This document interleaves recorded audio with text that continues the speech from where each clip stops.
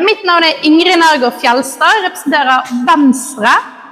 Og de viktigste tingene til å stemme på Venstre dette valget, det handler om at vi vil ha en klimapolitikk som gjør at vi når klimamålene våre. Vi vil altså begrense den oppvarmingen som skjer. Magacaygu waa Ingrid, waxaan ka socdaa xisbiga Venstre. Ahdaafteena ugu waaweyn waxaa ka mid ah sidii wax looga qaban lahaa isbeddelka cimilada iyo kuleelka ku sii kordhaya dunida. Det vil vi gjøre med å øke og skattlegge barnetrygden, og så ønsker vi at enda flere skal lære mer på skolen. Si taa lamida waxaan xoogga saaraynaa sidii waxbarashada iyo tayada barbaarinta sare loogu qaadi lahaa. Si lamidana waxaan xoogga saaraynaa sidii ay waalidiintu ku heli lahaayeen lacagta ay ku qaataan carruurta mid ka badan inta ay hadda qaataan. Vi vil at lærerne skal ha enda bedre tid til å følge opp alle barna, sånn at de får den beste undervisningen de kan få.